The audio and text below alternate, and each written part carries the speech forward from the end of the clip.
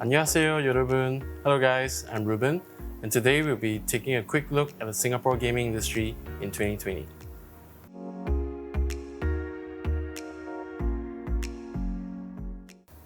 I'm the Senior Manager, Business Development and Design at Eliphant. We are an events and marketing agency that specializes in gaming. We have been running GameStart, the largest game convention in Singapore, for the last 6 years. I actually exhibited at the very first GameStart.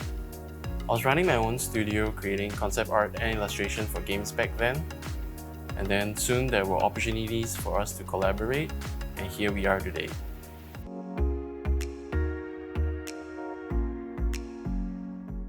So what makes a Singaporean gamer? The Singaporean gamer comes in all shapes and sizes, but we have a few things in common. All of us use social media daily. We have 4.4 million users across all three main platforms of Facebook, YouTube, and Instagram. We also have very easy access to all gaming platforms. Your Nintendo Switches, PlayStations, and Xboxes, we probably know somebody that has them if we don't ourselves. The Singaporean gamer also plays a large variety of games. We love the Final Fantasy series just as much as the Call of Duties, and not forgetting the Angry Birds. 79% of Singaporean gamers prefer to download games. We all love the hot things just like you. Summer and Black Friday sales are a great danger to our wallets as well. 66% of Singaporean gamers consume gaming content weekly.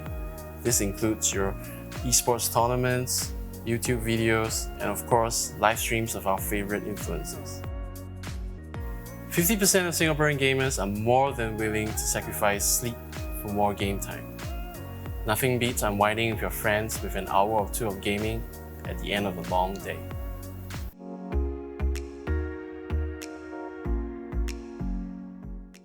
Next, let's take a sneak peek into Singaporean gamer habits. These are the highlights of an online gamer survey that gathered 1,897 respondents. 86% of Singaporean gamers enjoy playing in the comforts of their own home. Adventures are always most exciting on your own couch. PC bunks and internet cafes are not that popular in Singapore, as almost everyone has access to their own PCs and/or console. And with our stable internet connections, we all can easily play online.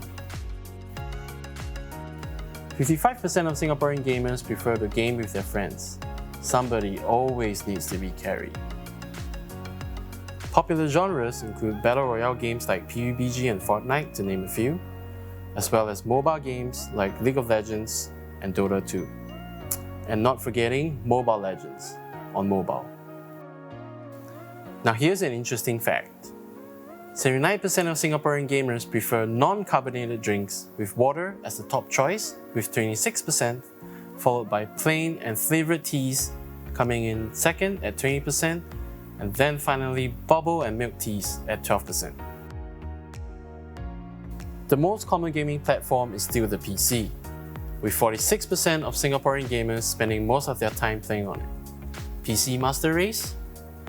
We even have a whole shopping mall where people can go to buy PC parts and peripherals, or even assemble their own PCs. 80% of Singaporean gamers play on at least 2 different platforms, of which PC is in the lead with 46%, followed by console at 22%, mobile at 18%, and others at 14%. This makes it a real headache when deciding on which platforms to buy our favorite games. 19% of Singaporean gamers play competitively. Another 27% are less competitive but are open to getting their hands dirty. As esports continues to grow globally, many have started to take gaming more seriously and will compete if they feel they're good enough. YouTube is still the content platform of choice among Singaporean gamers with 29% once we get past the ads. Other popular platforms include Twitch.tv as well as Facebook Gaming.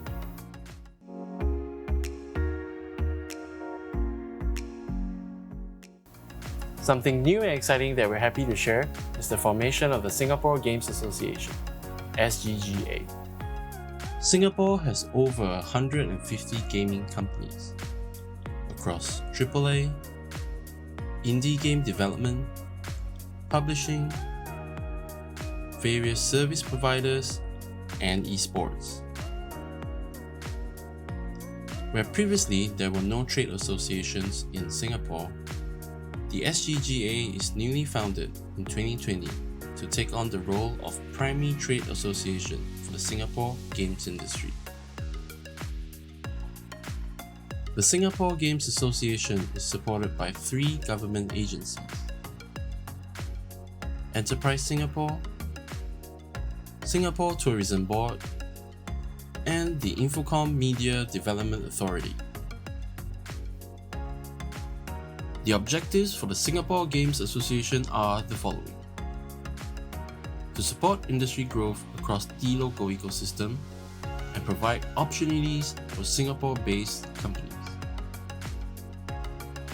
Immediate focus on the game development and esports sectors. And to represent the Singapore games industry on the global stage and seek to build bridges with the international gaming community, as well as to explore opportunities for our members.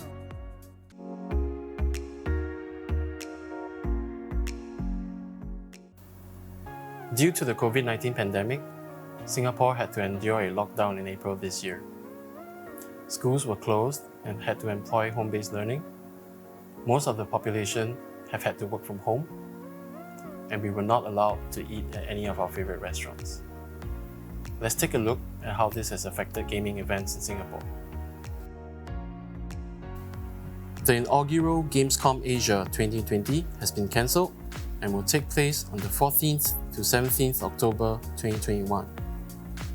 Instead, they are doing a digital mini-series which comprises of 2 to 3 hour game market bootcamps to shed some light on selected markets in Asia and Oceania. To find out more, click on the link. Another highly anticipated event, the One Esports Dota 2 Singapore Major presented by PGL, has also been postponed. One of our very own events, Southeast Asia Major, which features over 500 players from all over the world across popular games like Street Fighter, Tekken, and Soul Calibur, has also been postponed. Online events, however, are starting to play a more prominent role instead. The Sgga Industry Day was held in August this year to bridge the gap between the educational and commercial sectors of the games industry in Singapore, and to become a nurturing ground for Singapore-based talents to springboard their careers in the industry. It attracted 244 industry professionals with 24 speakers spread across 8 topics. It also featured 6 portfolio showcases from graduating students hoping to get into the industry. PVP Esports, organised by Singtel, one of the largest telecommunication service providers in Singapore, is an online tournament series featuring campus and open divisions. It has managed to move its tournaments online and are now going strong in Season 2 this year. The Amd Streamer Challenge is a new streamer-led online gaming series in Asia Pacific. It features streamers from Malaysia, Singapore, Thailand, Philippines, Indonesia, as well as Korea and Japan. It's also one of the first online events to feature the VTuber Pikami. Also going strong in this pandemic are live streaming services due to the increase in demand, influencers because there's much more online marketing opportunities, and game releases, as everyone is staying home and have had more time to play.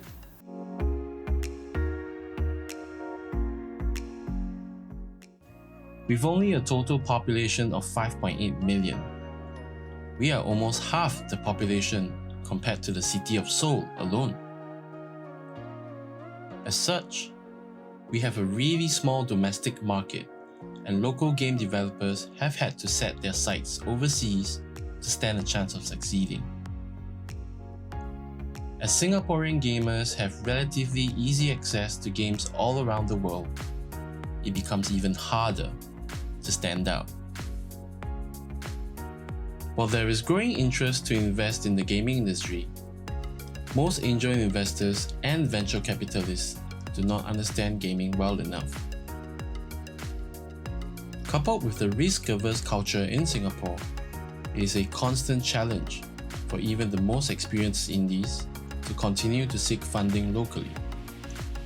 And with the COVID-19 pandemic around us, it has become increasingly difficult as well to find investors abroad. Nicknamed the Little Red Dot, Singapore is land scarce and occupies a total area of approximately just 721 square kilometers. We are one of the most expensive cities in the world to live in, and an education related to game development is certainly not cheap either. All the above factors combined makes labor and office rental in Singapore incredibly expensive.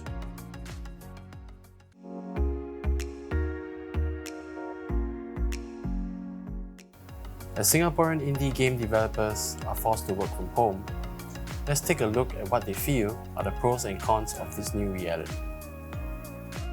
While we are used to spending time at home with our family and loved ones, working from home is an entirely different matter.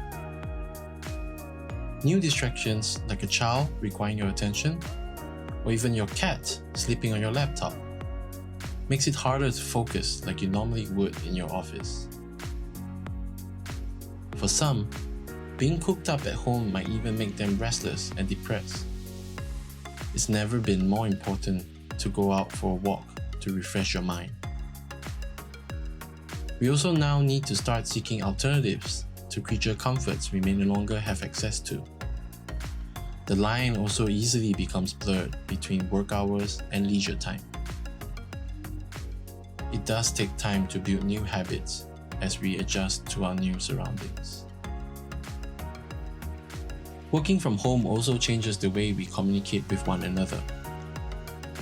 Emails, instant messaging, and communication platforms like Slack and Discord are now being used daily.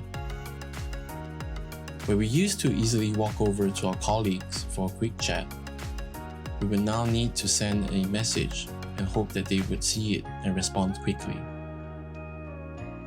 If they unfortunately have other priorities or are away from the keyboard and miss the message for one reason or another, even more time is spent waiting for each other, and the lag truly begins. It certainly has become harder for everyone to work in unison. As we get used to working remotely from home, it now takes longer to complete tasks as compared to before. More thought and care has to be put into communicating, and instructions and examples have to be more precise and explicit than ever. Clarity is king. More effort is also required to achieve mutual understanding and get everyone on the same page. As a result, more and more time is spent throughout the process, and our efficiency and productivity will be decreased. It is not all doom and gloom, however, as we grow accustomed to working from home. There are also benefits that we have attained thanks to these new circumstances. When tackling new problems that emerge from working remotely, new solutions will have to be found. These solutions could come in the form of more detailed project tracking, better file management, or even just having documentation being more thorough, accurate, and easily understood.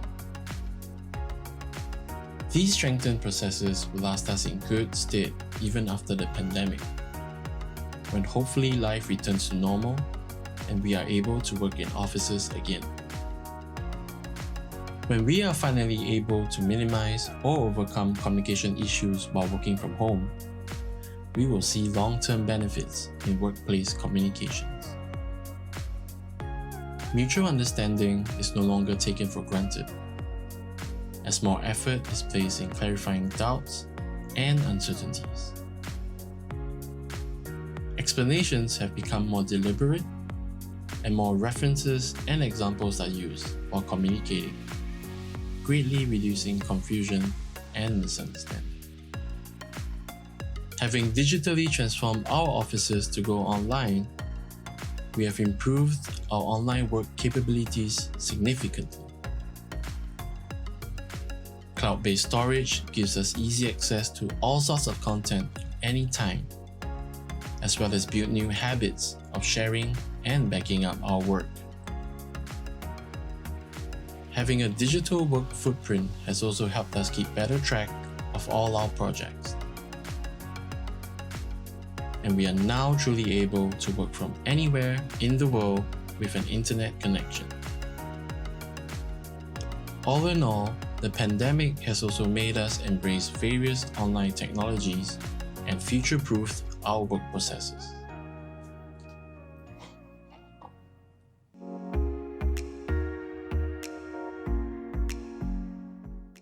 Last but not least, here are some examples of how Singaporean game developers are coping with the pandemic. Battle Brew Productions is a small studio making big things.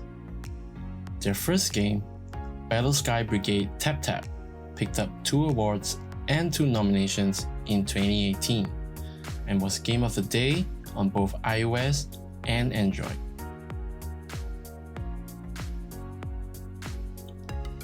Their second title, Battle Sky Brigade Harpooner, was chosen to be part of Apple Arcade's exclusive 100 games at launch. As game events have gone online due to the pandemic, Battle Brew Productions have found themselves in a pretty intriguing situation. They are now finally able to attend events that they previously would not have been able to, due to either scheduling conflicts or budget concerns. They have won second place at Digital Big Indie Peach for their current title in progress, Noodle Superstar.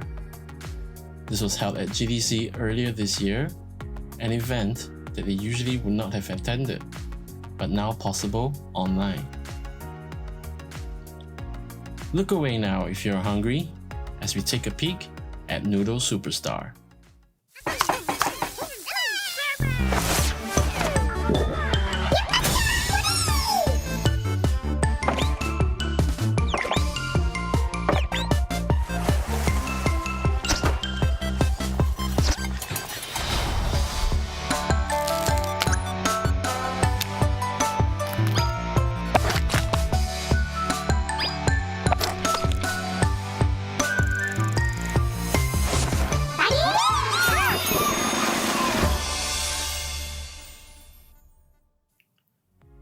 The Iterative Collective is an incubator, co-developer, and publisher for indie games in Singapore. It was founded in 2019 and aims to tackle the problems faced by local indie developers in the games industry. They go a step further than traditional publishers, incubating the studios by providing consultations, co-working space, and even mentors. These are on top of the traditional support like marketing, funding, localization, and digital publishing. As most Singaporeans are required to work from home during the lockdown, they were also unfortunately forced to move out of their office. They instead chose to invest and expand their internal infrastructure to better support their incubatees. These include providing them with project management software and communication tools to help them take on the new challenge of working from home. They have also adjusted their business model and have taken on outsourced software development projects to help with the financial strain during these difficult times. While their game Stagehands was initially designed for couch play, the pandemic has also given them an opportunity for a rethink, and they are now happy to announce that it includes online multiplayer functions. Let's check it out!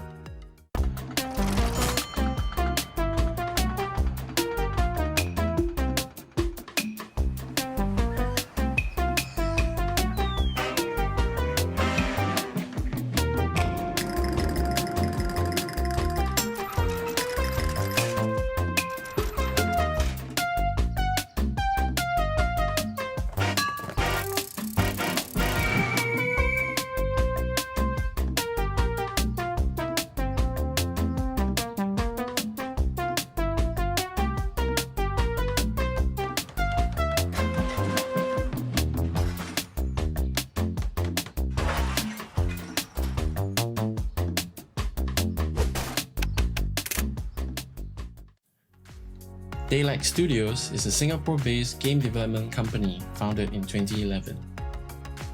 Fueled by a burning passion as creators, Daylight is committed to creating wholesome original content and games with captivating storylines, lovable characters, and an endless amount of fun and joy. Daylight Studios is known for the popular game series Holy Potatoes, distributed worldwide and available on PCs, mobiles, and consoles. As they have been experimenting with a new IP creation process, the pandemic has given them an opportunity to try something new. Life of a Potato is an Instagram art account with tons of cute slice-of-life illustrations of Potato and friends. After organically building their fanbase for the past 21 months, they have now decided to bring Potato and Friends onto a whole new platform. Our tabletops. Plantopia, the card game, is a collaboration with Singapore-based game publisher Origame. Its Kickstarter campaign was launched and funded in only 3 hours. It eventually achieved 35 times of their pledge goal, while also unlocking an additional 17 stretch goals. Now let's take a look.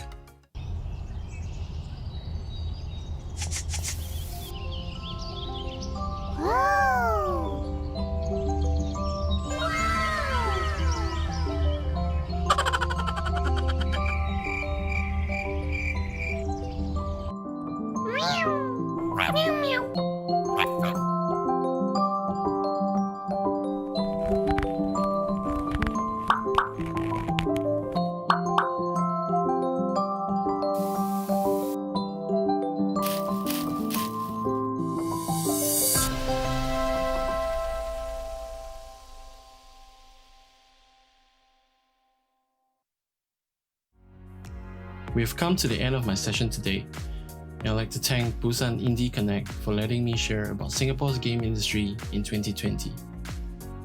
It's a pity that we are not able to meet this time around, but I hope we'll be able to gather in person in Busan next year. Have a great one! 감사합니다.